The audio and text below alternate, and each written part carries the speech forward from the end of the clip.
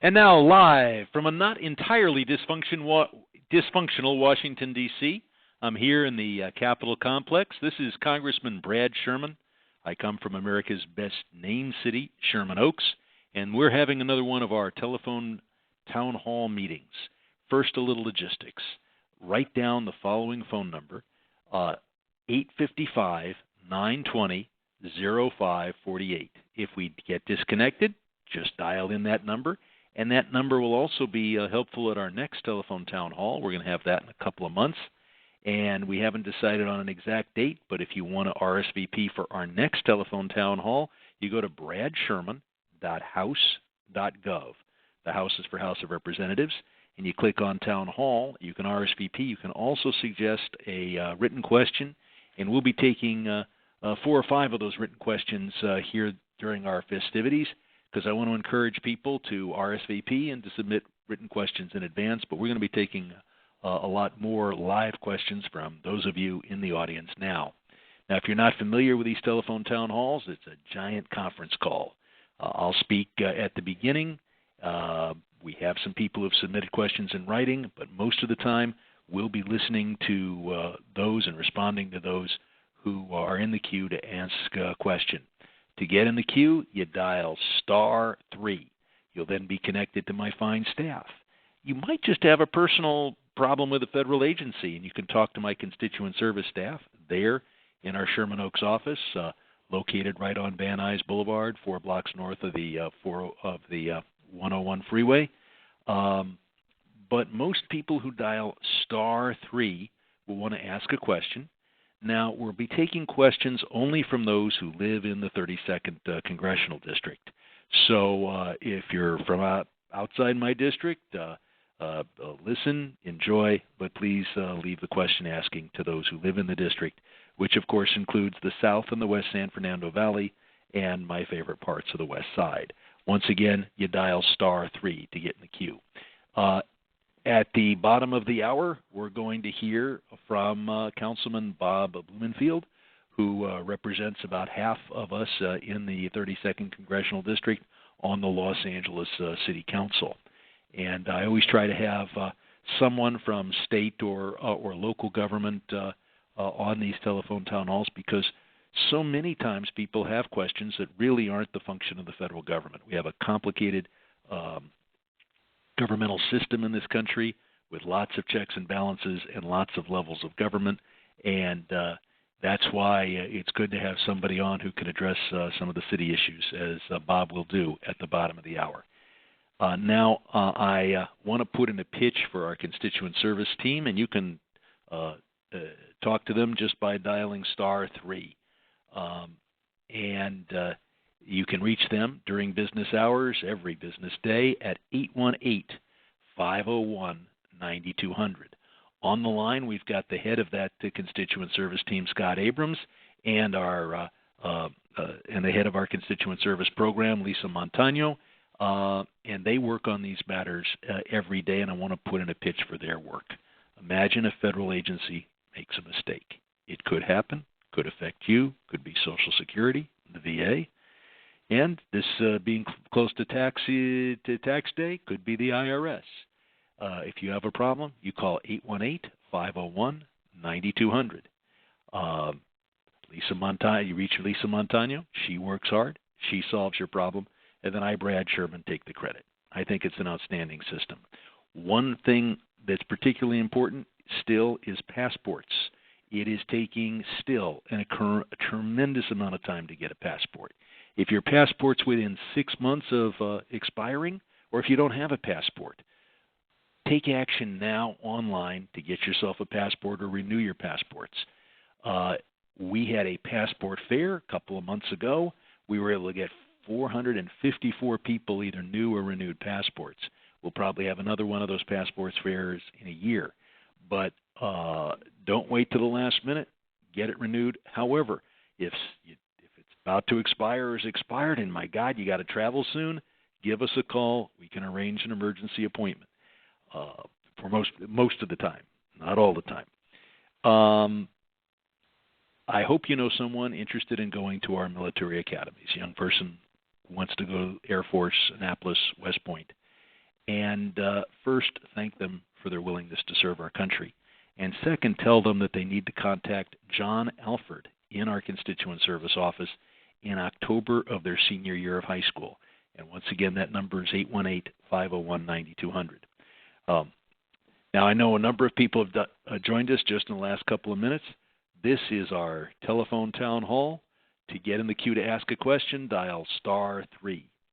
Now, if you're planning to visit Washington, D.C., give us a call at this office, 202-225-5911. Talk to Sarah Martin, and she will set you up with the best possible tours. Sometimes she can get you in the White House. She can always arrange to have us give you a tour of the United States Capitol. We can also provide passes to the gallery so you can see the floor speeches live, a host of other things. So give us a call just as soon as you know when you're coming.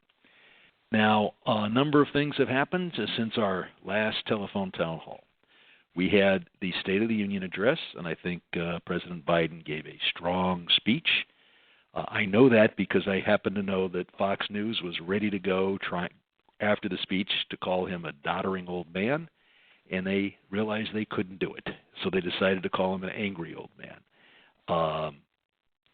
The fact is that there are plenty of reasons to be angry at a lot of things that are happening in our world, and Biden has showed feistiness, vigor, and a real understanding of the issues that are confronting our country. In comparing Biden to Trump, Biden is 3 years older. Trump is 83 pounds heavier. And so if I was a life insurance agent. Anyway, we have avoided a government shutdown by funding the government departments with a new budget through September 30th. And in the bills that were signed into law last month, I have been able to secure roughly $15 million for very local projects in our district. And at about an hour from now, a little less than an hour from now, I'll review some of those projects with you, maybe get your input as to the kinds of things I should be seeking projects for if Congress decides to allow community projects to be funded and give me a chance to apply for them. Keep in mind that the Republicans, who are in the majority, had a rule that said you can't seek money for education because they were afraid that somewhere there might be an education project that was too woke, and you can't seek money for health care because somehow health care might be available to women. So we had the peculiar circumstance of seeking funds for what our district needs, with exclusions for health care and teaching, but we still got some good projects, and in about 50 minutes I'll detail some of those for you. The big bill that's coming before us next month is the supplemental appropriations bill. This is the bill we should have passed last year. This is the bill that well over 60% of the money in it goes to Ukraine, and it's a $95 billion bill. That's a big price tag because there are huge things happening in the world. As I said, $60 billion of that goes to Ukraine, and Ukrainians are dying on the front lines right now because they don't have the ammunition that this bill should have provided them clear back in September or October. The bill does provide $14 billion for Israel. It provides $10 billion for humanitarian assistance.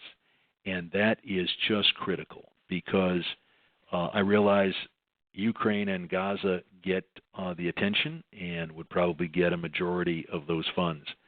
But what your TV isn't telling you is that there are terrible events happening in Sudan where 19 million people are extremely food insecure because of a multi-sided civil war between the Rapid Support Forces, which is a militia, the regular army, and then at the same time a war is being waged by the dominant Arab tribes of Sudan against the non-Arab sub-Saharan Africans who live in Darfur or Western Sudan. We are familiar with the experiences of Darfur 15, 20 years ago. That's back.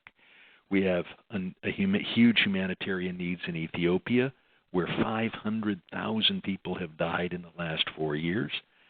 Fortunately, much of that war is substantially reduced, but the needs there are enormous. And Armenia now has well over 120,000 refugees who have been driven to Armenia by Azerbaijan's aggression against the area known as Artsakh, and those are also humanitarian needs that this bill will meet. And then finally, this bill focuses on containing China with very substantial aid for Taiwan. What we learned in Ukraine is if we supply our allies with what they need before they're invaded, the world works an awful lot better than trying to deal with after the invasion. Long before this recent invasion by Russia, even before the first invasion in 2014, I was a strong advocate of arming Ukraine. If we had done that, maybe Russia would not have dared to invade to begin with, but now we are in the situation that we're in. And then finally, back to the State of the Union, I want to point out that I'm entitled to bring one guest to the State of the Union. I brought Karen Sharf Shem, who is the mother of a freed Israeli hostage, Mia Shem. I had a chance to spend time with both mother and daughter, quite some time actually, the day of the State of the Union, and to hear what Mia went through during her captivity, which lasted 55 days. So I'm sure there'll be a lot of questions from the floor. We also have written questions. If you want to be in the queue to ask a question, you dial *3. And Johan, who is our first questioner? All right, Congressman, we have the first question. And question. just for the last-minute people who have joined this call just at the end, this is Congressman Brad Sherman's telephone town hall. You dial *3 if you want to ask a question, and thank you for joining us. Go ahead, Johan. Yes, we got Alan from West Hills. He has a question about Republicans and better messaging from Dems. Alan, you are live. Hi, Congressman. Appreciate the opportunity to pop you with a quick question. As was just spoken, I'm concerned how the Republicans seem to be doing better at messaging than the Democrats. I account that to why they were able to take over the House. And when you analyze it, you realize that it was such a small amount of votes. The difference between them taking over the House and us being able to prevent it has been on my mind ever since it happened.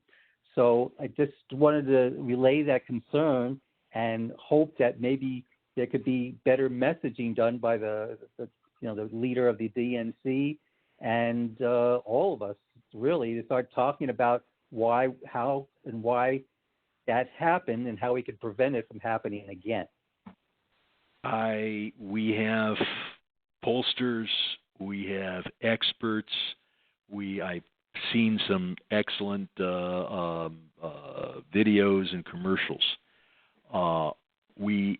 The economy is the biggest issue, and the one problem we have there is when people think of inflation, they don't think, well, are prices rising by 2% or 3%? I only want them to rise 2%. People go to the supermarket and they say, 5 years ago, onions were $1.29 a pound. I want them to be $1.29. I want prices to go back down. Now, any economist will tell you that if prices go down, you're in a world of hurt in your economy. You don't want deflation. That's why the best economic plan, endorsed by both parties, is inflation at a 2% rate. But to try to explain to people that prices are doing the right thing, they've only grown 2%, is counterintuitive when people say, well, I want to, heck, I remember when you could get a quarter pounder at McDonald's for 15 cents. I want that again. And so that's unlikely. But I do think that we did far better than expected in the 2022 elections. And I'll tell everybody, because I've got Republicans and Democrats on this call, there are plenty of ways to get involved. on your side. Most people think my district is not all that close, but who knows? If you're for me or against me, get involved. And if you go with the experts and you say, I want to go someplace where the experts think it's close, you only have to go to Granada Hills, where there's a very close race in the district that starts in northern Granada Hills and goes all the way up to Lancaster. So if you're on one side or the other and you choose to get involved wherever you choose to get involved. Let's go on to the next question. Okay, Congressman, the next question is from David, who has a question regarding veterans benefits. David, you are live. Good evening, Congressman. First off, I want to preface by saying I was absolutely blown away by the efficacious administration of your passport fair. My son had never had a passport. He got it in 3 weeks and a day. I renewed mine and got it about a week later. Unbelievable. I thought it was going to be a mob, that it was very well organized. And I want to thank not only my own staff, but the State Department staff. They put something together, and but also I'll urge people if you do it 6 months in advance, then you don't have to rely on the great work of our staff. Go ahead. Oh no, it was almost like voodoo. Seriously. What I'm asking is, what's on the horizon? What comes to mind for you when you think about Veterans Affairs, and what do you see on the horizon for veterans? That's something I'm very interested in as a veteran myself, and I'm also a veteran who's not very happy about FICE court, the vote coming up. So if you want to touch on that too, that'd be very, very interested in hearing. The FISA vote is tomorrow. I'm going to be looking at it very carefully and listening to the debate. It's a very close call for me. On the one hand, if we don't give our intel people the ability to protect us, that's one thing. If we let the government walk all over the Fourth Amendment, that's something else. But an additional consideration is that we're a nation of laws, but we're also a nation of human beings. And I don't know who is going to be president next year.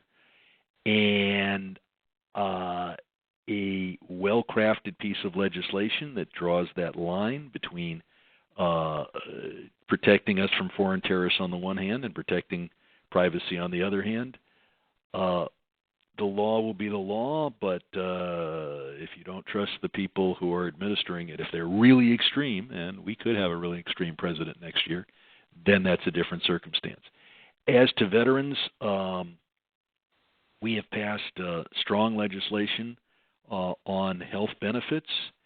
The big thing that I hear about is homeless veterans. We have 3,000 homeless veterans in L.A., and while homelessness is a shame, a homeless veteran is just such a shame. And we have this very valuable and significantly vacant property, the West LA VA facility, and we need to build. We need to build as much housing for veterans there as we can.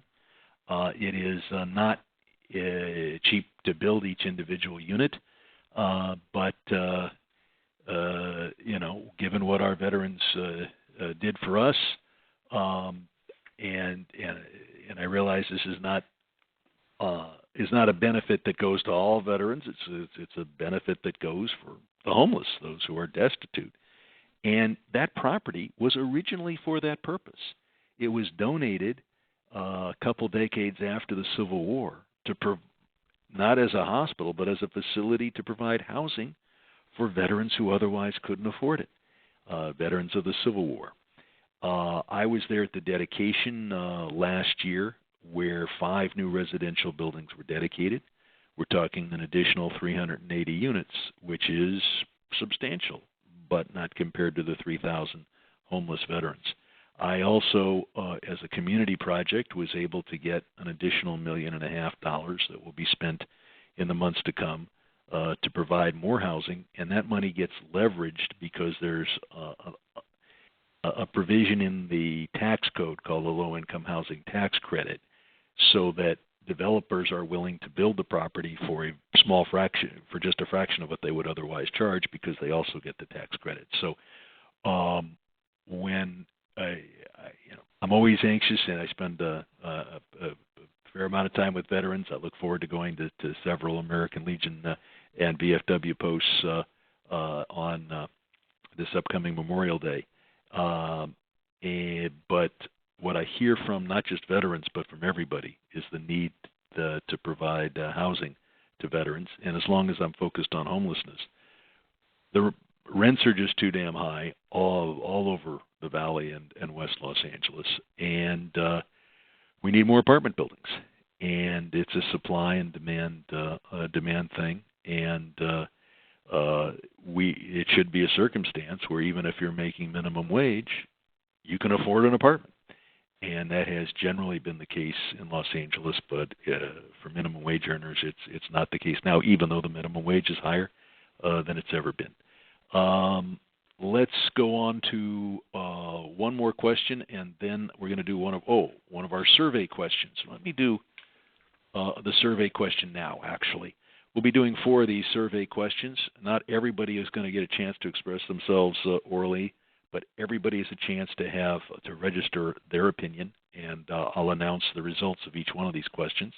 And the first question is one I ask in every telephone town hall, because we like to chart how people's views change from time to time. So this question is question A. Do you approve of President Biden's performance so far? Press 1 if you approve of President Biden. Press 2 if you disapprove of his performance. Press 3 if you're in the middle or unsure. And then with that, I'm going to actually go to one of the written RSVP questions that was turned in. And this is from Mojdi Gayouri, and I'm going to apologize if I mispronounced your name. He is from Sherman Oaks. And the question is, why does Brent Sherman support the genocide of the Palestinian people? Actually, my name is Brad Sherman, but I think this questioner has it all wrong. Hamas is dedicated to a genocide of the Jewish people. Their official position is that from the river to the sea, that's from the Jordan River to the Mediterranean Sea, the land should be Juden-free, that no Jew should live there. There are some moderates in Hamas who say that if you can prove that your family was there in the 1600s and you're Jewish, you should be allowed to stay. But the Ottoman Empire did not have detailed records of who was living there in 1600. Now, I don't have to tell you that the pictures coming from Gaza show a tragic result. And there are those, and I'm among them, that think Israel should be doing more to help the Palestinian civilians who are there. But I will point out a number of things. First, never before in the history of warfare, which goes back 5,000 years, has it ever been recorded that any combatant did as much for the adversary's population as Israel has done for the people of Gaza. We fought the Vietnam War. We didn't send truckloads of food to North Vietnam. We fought true in Iraq and Afghanistan. There the civilians were citizens of an allied government. But when we fought the government of Germany and Japan, we did everything possible to cut off food to those countries. And many historians would say that we won World War I by cutting off food to Germany and Austro-Hungary. But Israel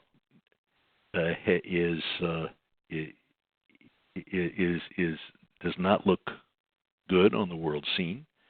Israel, for its own sake, needs to provide more food and needs to have its detention facilities for those who are captured or arrested need to be the most humane in the world, something that Israel can proudly show the world press.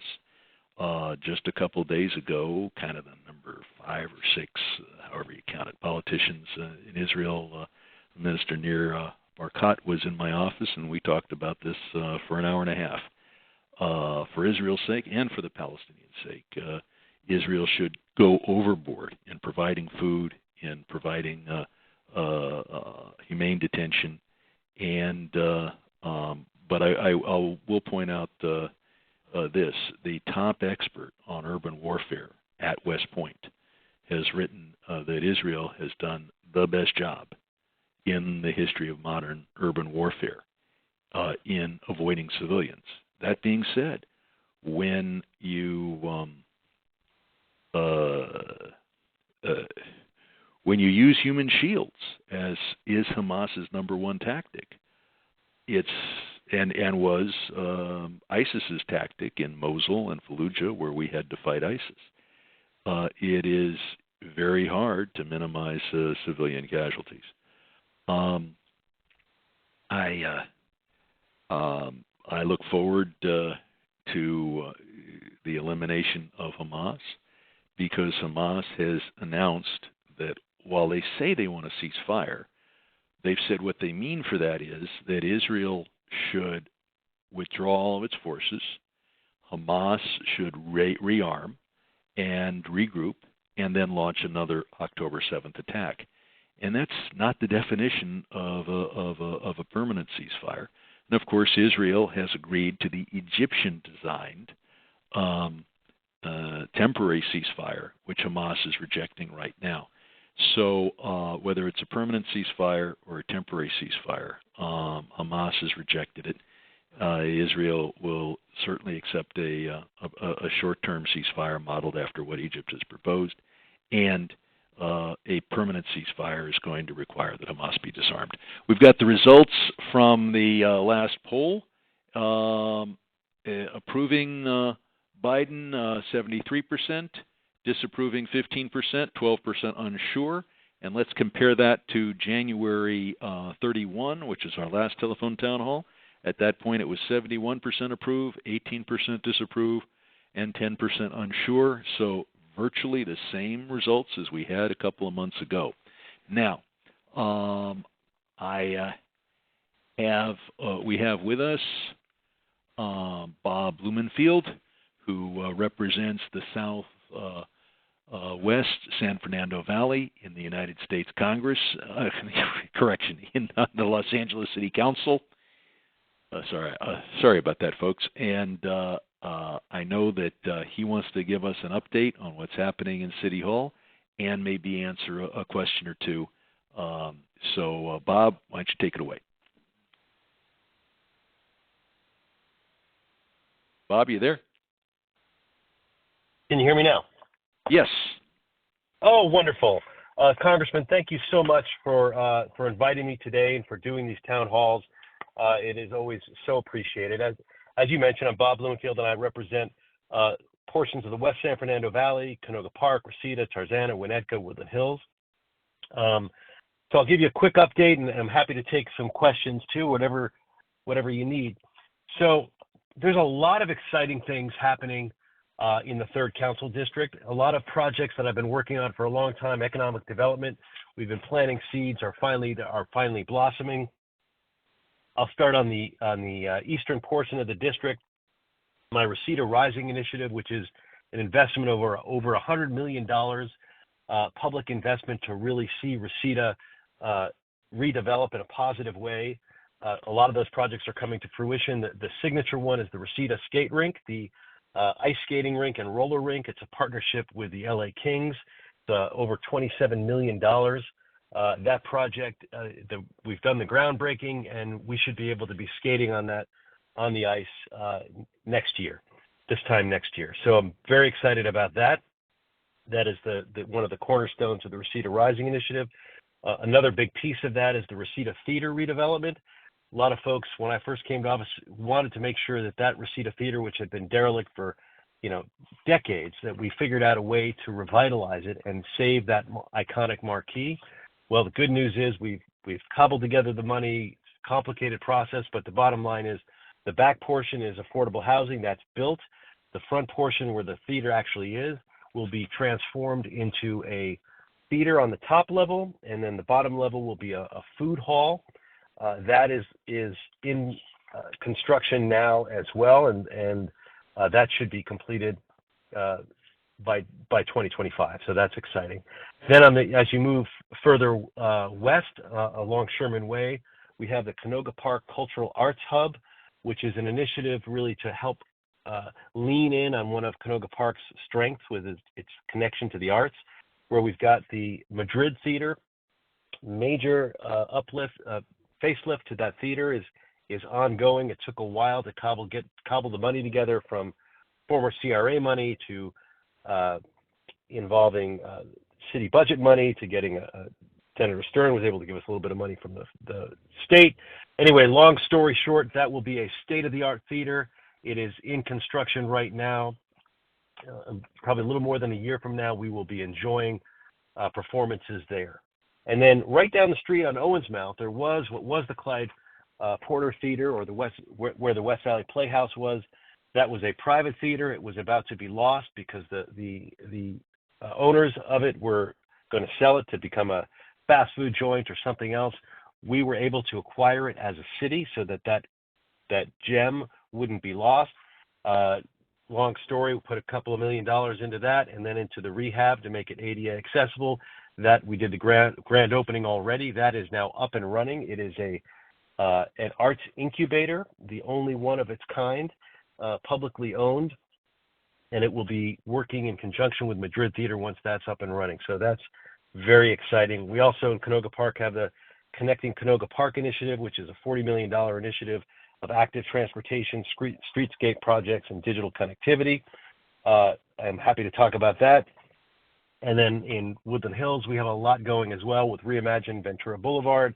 That project is turning the western edge of Ventura Boulevard into an area that is a sense of place. We've done phase one of that with parking and medians. Phase two will be the concrete work and the landscaping and sort of all the fun stuff. It's really going to make that area pop.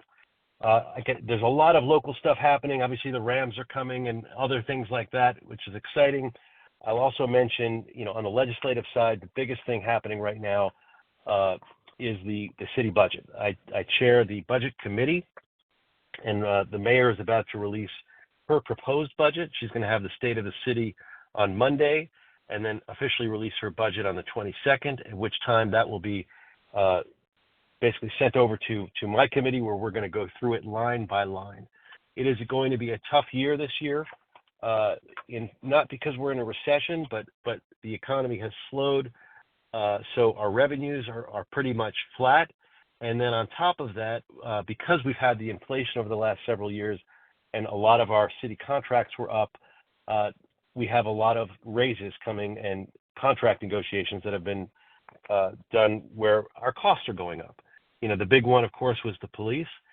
We had to do a substantial increase in funding for the police because we were losing police officers. We used to have 10,000. We're down to a low 8,888 right now. So with a new contract, a very generous contract, that's trying to turn that around. So we went from a starting salary where we were of the 6 different areas in our region, Glendale, Burbank, Long Beach County, we were at the bottom. We're now in the middle of the pack. We're paying our folks more, and we're starting to see that reflected where our recruitment classes for new officers, which had been, they're supposed to be around 60, they had been down to less than 30. They're now starting to pick up again. So that is a positive. We need to pay people a fair wage so that they can live in this city, but the bottom line is that means we also have a big deficit. And so part of the way we're going to deal with that deficit, one of the biggest functions, the way we're dealing with that, is we're going to be eliminating a lot of vacant positions. Now, good news is that means that those are not positions where someone is getting fired, but that does mean those are positions that are open that we would have ordinarily filled, and by not filling them, that puts a strain on the whole system. So we'll have a challenge coming up with the budget process, but we will get through it. It is a large deficit that we're dealing with. We're probably looking at $600 or $700 million, but that's on a base of about $13 billion. But ultimately, we're going to lock arms, working not just the city, but with the county and the federal government, with partners like Congressman Sherman. And I do want to thank you, Congressman. You have helped bring millions of dollars of federal funds that benefit us here in the Valley. I know you're going to talk about those later, but some of my favorites, you had $3 million for local fire stations, $1 million for pedestrian traffic safety improvements. You were able to earmark $1 million for the Santa Monica Mountains, $850,000 for property acquisition, for permanent housing for people who've been experiencing homelessness. And last, I'll just end on homelessness, which is obviously the biggest challenge that we face as a city.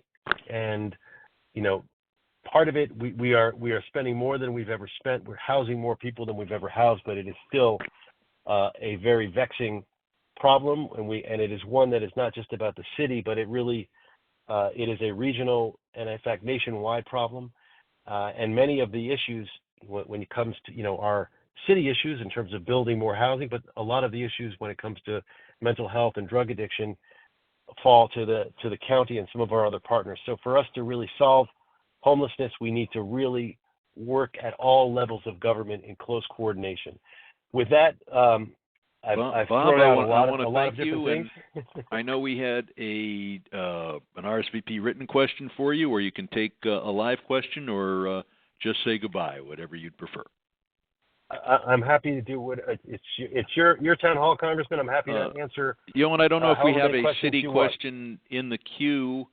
So we have a question regarding the infrastructure bill and what can be used to help the city of LA to rebuild its roads.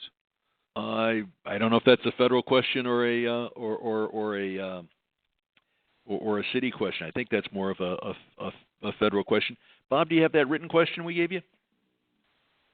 I think you said that I heard someone's going to ask about an encampment. Is that right? Which I'm happy to talk about any of the encampments. I think. All I know was that it was about homelessness, which you've already mostly covered. I think someone had mentioned that you might be asking about there's an encampment on Owens Mouth between Oxford and Irwin.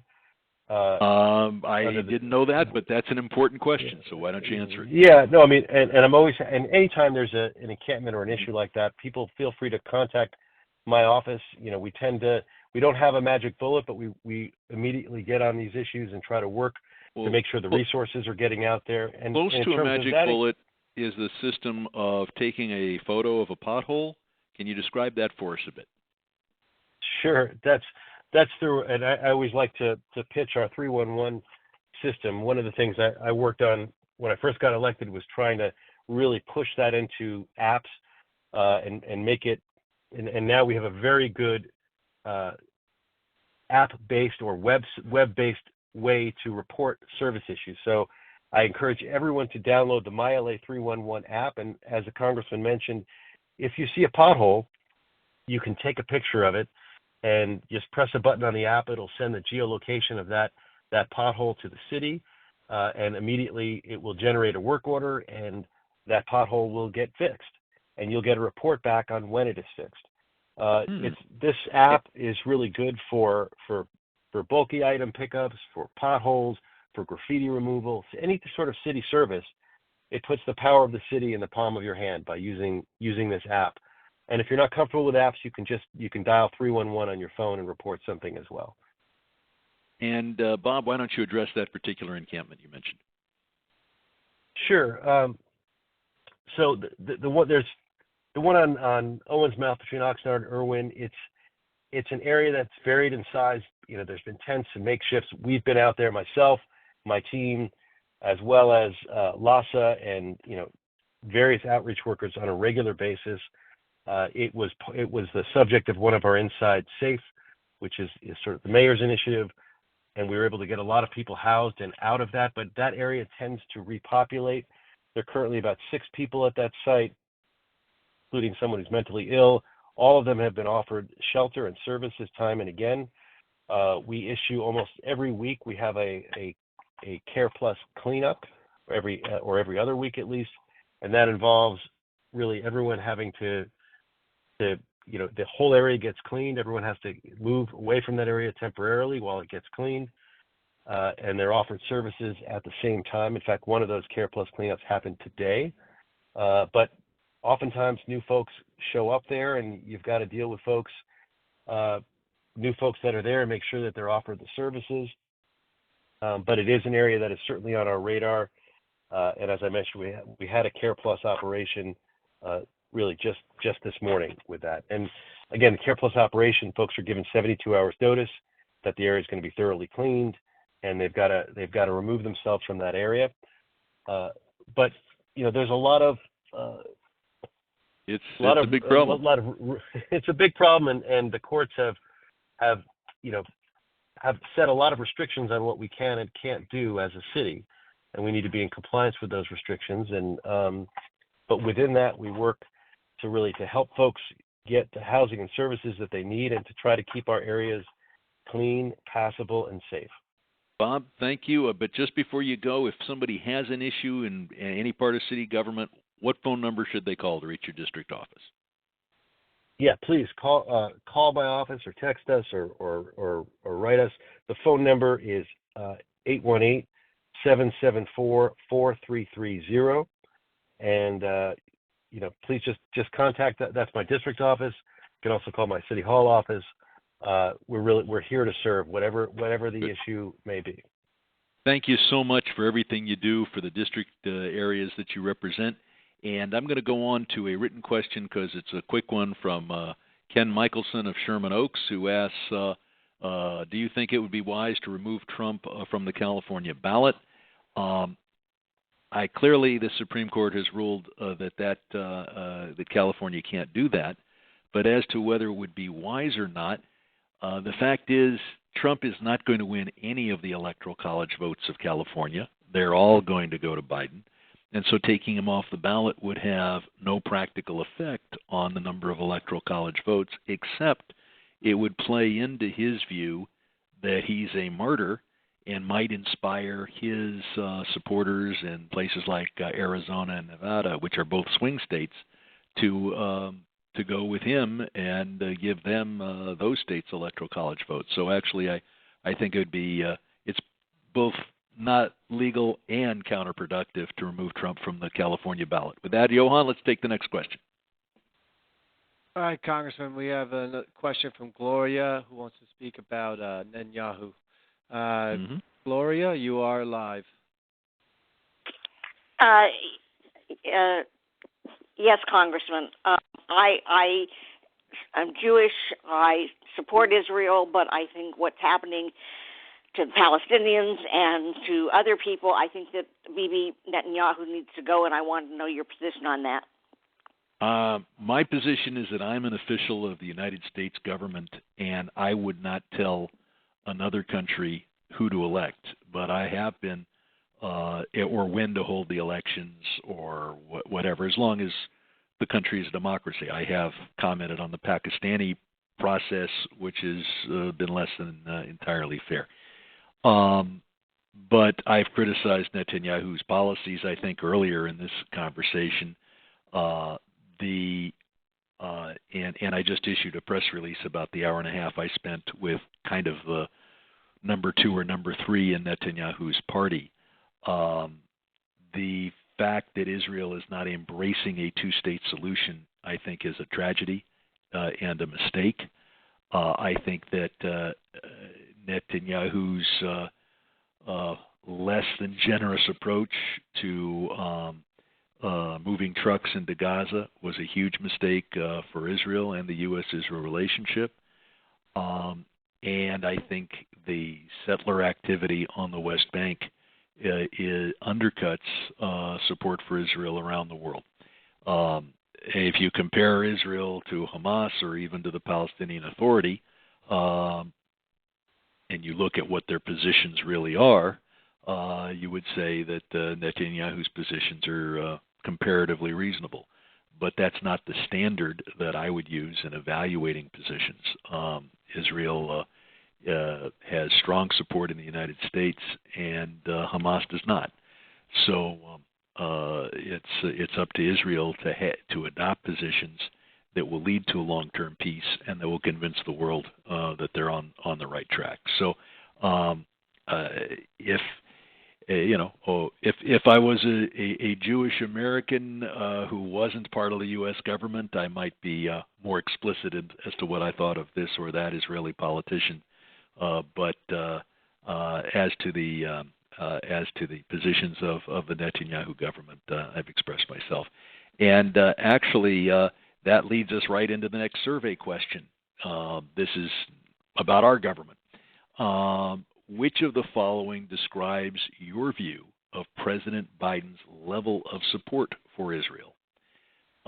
Press 1 if you think that Biden's providing the right level of support for Israel, where he has provided substantial aid, but also substantial criticism. Press 2 if you think that Biden should be more supportive of Israel, more aid, less criticism. Press 3 if you think that American policy should be less supportive of Israel, perhaps less aid, more criticism. And finally, if you're unsure, press 4. So Biden's doing it right. Number 1, be more supportive of Israel. 2, be less supportive of Israel and presumably more supportive of the Palestinian side. Press 3 and 4 if you're unsure. Let's take it. Let's take the next question from the floor. Yes, Congressman. Next question is from Lane from Woodland Hills, who has a question about Fox News and Newsmax. Lane, you are live. Hi, Congressman Sherman. I was wondering if Congress can do anything about the perpetual lies from Fox and Newsmax. That's hurting people. It's hurting finances, our health, our future, our democracy. You know, you can't yell fire in a theater. You can't tell someone to proceed when there's a cliff. Why can't we do anything about this? I'm a strong supporter of the First Amendment. You can't yell fire in a crowded theater because within 2 minutes you've got dead people right there at that theater. That is the kind of clear and present danger that is hard to associate with this or that false report on Newsmax or Fox News. The true antidote to false statements in the news is true statements in the news. The problem we have, in part, is the technology. Back at the time of the Vietnam War, we all got our information from ABC, CBS. Walter Cronkite told us what the facts were, and then we had different opinions. Now you watch Fox News and you get different facts than the ones you get on CNN or MSNBC. And often those supposed facts are false. And now we're getting our information from our phone where the filters are even less, and your phone is programmed to bring you opinions you agree on. And so we do have a problem, but I think that outlawing falsehoods is not the way to go unless it meets the standards that the courts have established with the First Amendment. I'll go on to a written question from Tony Jenkins of Chatsworth. Mr. Sherman, as a career politician, what words of advice would you give someone who wants to get started in politics? First, if you're thinking of running for office, get the psychological help that I obviously didn't get years ago. But more seriously, I do believe that it is a good way to help people, although you tend not to meet the people that you help. You're dealing with policy issues and national programs and international programs. I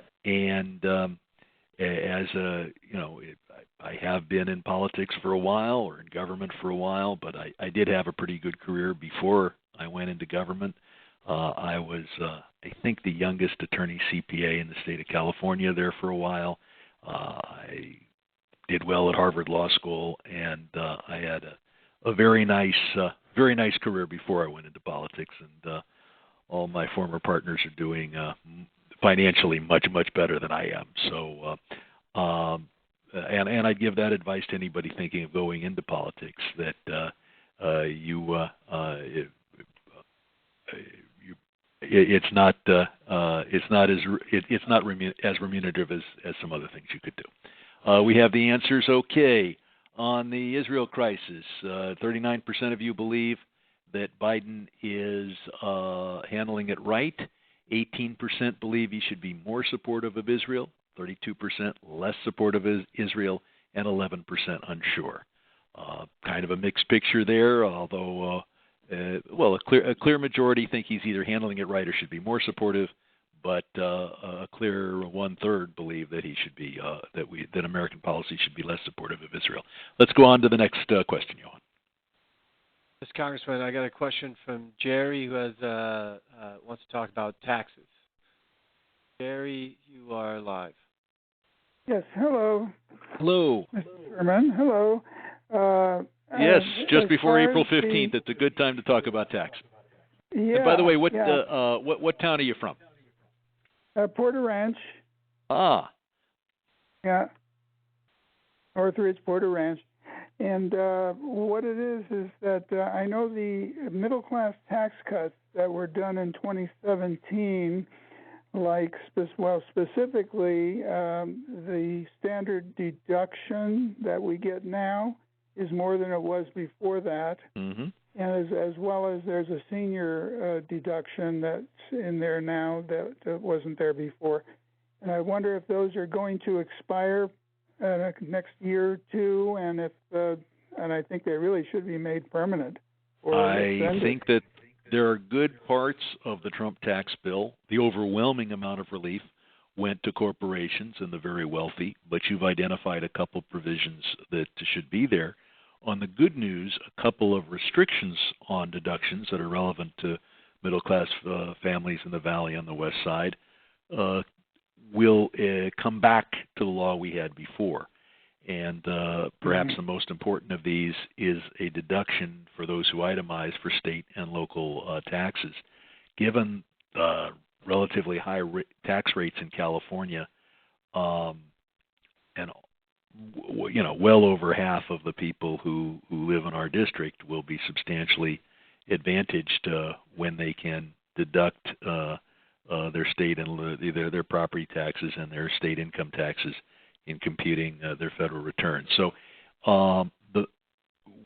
I think that we're not just going to let the law expire. We're going to craft something. Who gets elected next year will be very important for determining what we craft. We should maintain the higher standard deduction, and we do need to take the child tax credit back where it was during the pandemic. And at the same time, I think it's very important to allow a state and local tax deduction. So we'll see what happens, and elections have consequences. Let's see. Why don't we go on to? I do want to answer a question from Jill Kurian. If I'm pronouncing her name right. Do you agree that creative projects made using artificial intelligence should be labeled like a rating system to protect original human work? And then she goes on to say protect IATSE and composers, etc. I think I'd go further than just labeling. We need to prevent artificial intelligence from being used to fake or appropriate or steal one's identity, face, or voice. And that's why I've co-sponsored the No Artificial Intelligence Fake Replicas and Unauthorized Duplications. Because if you're able to take a popular song sung by a popular artist and just have an AI voice imitate that, that's really stealing that performance. The fact that AI allows you to fake it certainly shouldn't be allowed. Likewise, we have famous stars and celebrities, and we shouldn't be faking them. Their license and their voice needs to be protected. Let's take another question from the floor, Johan. Yes, Congressman. The next question is from Shayna, who has concerns about anti-Semitism. Shayna, you are live. Yeah. Hey, thank you so much for holding this town hall, and thank you, Congressman Sherman, for your ongoing support of the Jewish state. Being a Jewish constituent in Brentwood, a stone's throw from the consulate, I'm very concerned about the anti-Semitism that has been taking over our district as well as Los Angeles as a whole. I'm wondering what's being done to ensure that law enforcement takes appropriate actions against the anti-Semitic demonstrators who threaten citizens, infrastructure, and property in our neighborhoods. Thank you so much. I think the focus needs to be on those who commit physical criminal acts for the most part. And I am urging law enforcement to take very seriously the attack on the West Los Angeles Veterans Cemetery. There's graffiti in LA. And we usually think of that as a local problem. But when anti-Semitic graffiti defaces the graves of those who fought for America, that just illustrates the fact that those who hate Israel also hate America. And as it happens, there's a unique federal statute. It's one thing to spray paint the side of a building, but if you deface a veteran cemetery, that's a 10-year federal felony. And I am pressing the Justice Department to take it seriously. Whether we're talking 10 years or not, I don't know. But certainly Congress decided a century ago that defacing a veteran cemetery is in a whole different class than defacing the side of some office building. A second area that's very important is anti-Semitism on campus. The Civil Rights Act of 1964 contains Title VI, which says that students should be free and on campus and not be impaired due to discrimination based on race or national origin. So for a couple of decades, I've been fighting with several administrations on the issue of whether Jews are covered by race or national origin. And we now have a ruling from the Biden administration, just as we had one from Bush, and then it was reversed, and then it was restored, and now to make it clear that Title VI does apply. But then the next step is, if Title VI protects Jewish students on campus from anti-Semitism that interferes with their education, how do you define anti-Semitism? And there are those who think that it's fine to scream, kill all the Israelis, and that isn't anti-Semitic. If I were to shout, destroy Albania, you would probably think I was anti-Albanian. And if you say, kill all Jews in the Holy Land, or destroy Israel, that fits in the same category. So we are fighting to get the Department of Education. They have taken some actions to protect Jewish students. I think that our local officials have been good at providing security where warranted and taking graffiti and other hate crimes seriously. And if you come up with a particular instance that isn't being taken as seriously as it should be, let us know, and we'll talk to people like Bob Blumenfield, who was on this call just a while ago. Let's go. Let me see. Actually, let's do another survey question. Survey question C. The Senate passed that supplemental appropriations bill to provide $60 billion in security assistance to Ukraine, $14 billion to Israel, $5 billion to Taiwan, and $10 billion for humanitarian in conflict zones, including not only Ukraine and Gaza and help to the Palestinians, but also a help for Sudan, where over 18 million people face food insecurity, and there's a multi-sided civil war. Ethiopia and Tigray, where 500,000 people have died, and Armenia, with 120,000 refugees in a very small country. So, if you support that bill, press 1. If you do not support the bill, press 2, and if you're unsure, press 3. With that, let's take a question from the floor. All right, Congressman, we got a question from Carol regarding a bill that deals with Social Security benefits. Carol, you're now live. Thank you. Thank you for the opportunity. Representative Craig from Minnesota has introduced the bill, I guess more commonly known as You Earned It, You Keep It Act, which would eliminate all federal taxes on Social Security benefits beginning in 2025. Do you know if this bill currently has any traction, and if you could, if possible, predict the outcome of this bill?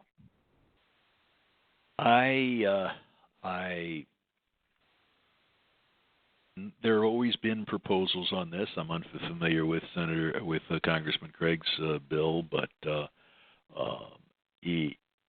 on the one hand, it sounds like a good idea. On the other hand, we have to score it and determine how much does that cost the federal government. We now insulate the majority of Social Security recipients from tax on their Social Security, but those in the upper third of income are being faced by that tax, including yours truly. I'd really need to take a look and see how expensive that is. Now, if it was paired in the bill with revenue raisers that would replace the revenue, and I've got a list of those that I'd like to have, then I'd strongly support the bill. One of those revenue raisers is, right now we have a capital gains allowance for those who invest in stocks. And that's because we think you invest in stocks, you build the company, you build the economy of the country. But you won't believe this, we provide that same incentive if you invest in Chinese stocks and Russian stocks, Belarus and Iran, although the vast majority of American investment in those four countries is going into Chinese stocks. I can't for the life of me figure out why we're losing billions of dollars of revenue in order to encourage people to build the Chinese economy. So if we could put, I'll talk to Craig about this. If we can put some revenue raisers like that in his bill, then we can provide real justice for everyone who's getting Social Security and not lose federal revenue. I've got that. The thing on capital gains for investing in the companies in adversarial nations is a bill that I introduced a couple of weeks ago. As to the Senate supplemental with the substantial expenditures on the crises around the world, we've got 67% support, 13% oppose, and 20% are unsure. We're going to need to wrap this up in just one more question, probably, and then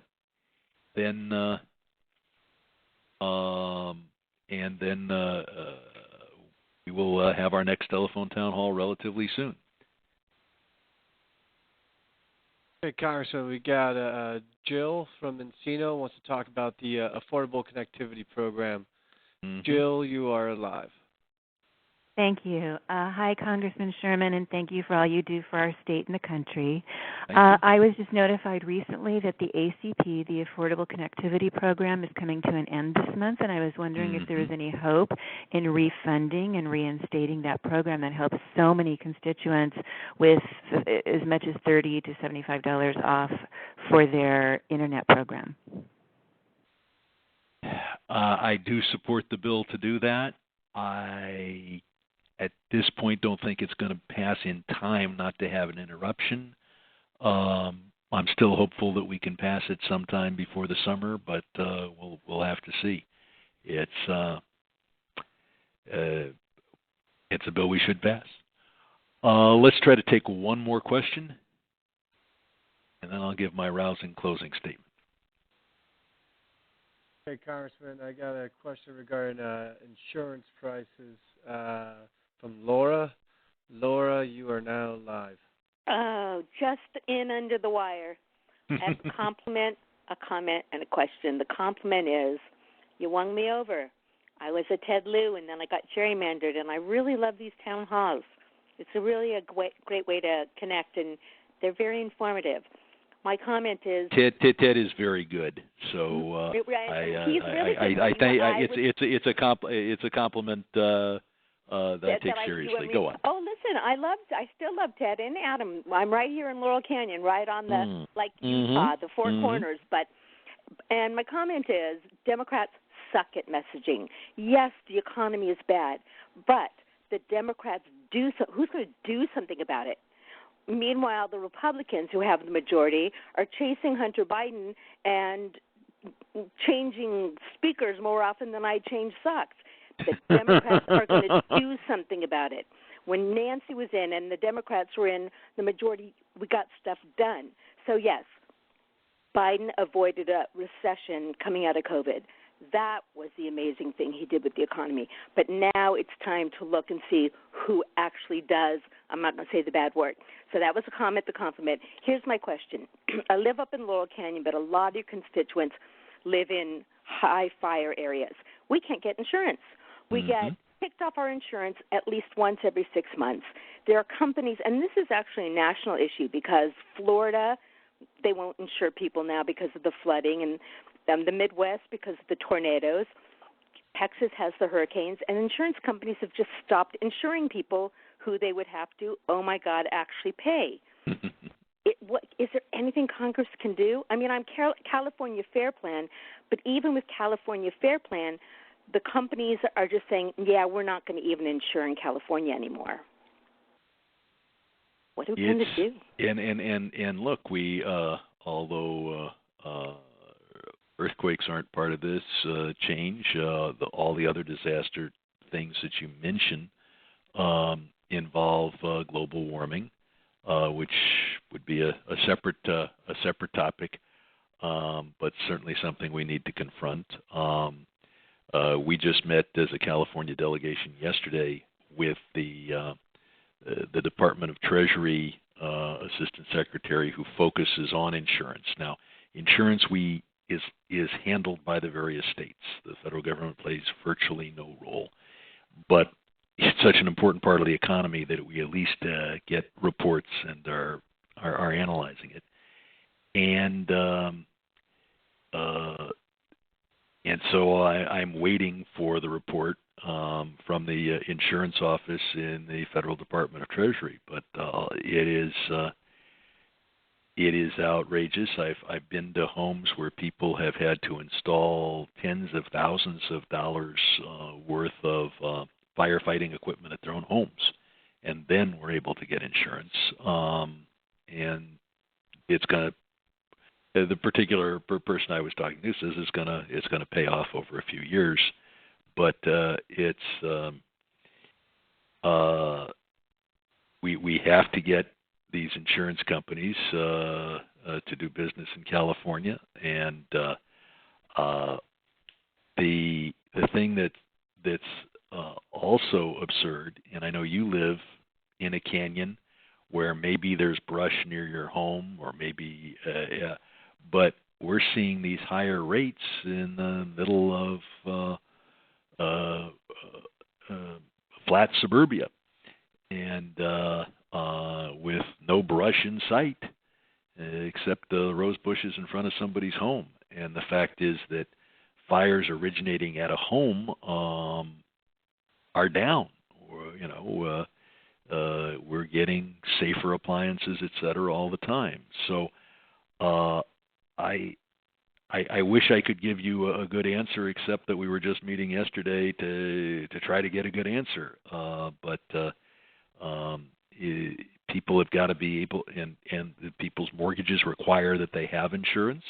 People who want to buy or sell a home can't do it unless there's insurance, and we need to provide insurance. And at the same time, we've got to allow a price that the insurance companies are willing to sell at, and that price can't be too high to be fair. I wish I could give you a better answer, but I can tell you that if we go any more than a couple more minutes, our vendor charges us a lot more money, so we're going to have to bring this to an end. At the end of this call, first I want to thank you all for being involved, but at the end of this call, before you hang up, you're going to be connected to our voicemail system. Please give us your email address, even if we already have it. I know that sounds weird, but whether I'm allowed to send you an email or not, it depends upon whether you have given me your email address. I hope that you'll go to bradsherman.house.gov in a month or two to find out about our next town hall. And when you hear that voicemail, you'll be given a chance to leave a message. I will listen to your comment or question or whatever tomorrow morning. Not tonight. It's past 11 here in Washington. But I look forward to hearing what you have to say. Even if I haven't been able to hear you tonight, I'll hear you tomorrow. So thank you very much, and look forward to seeing you in the Valley or on the West Side, and look forward to participating with you in the next telephone town hall. Thank you very much.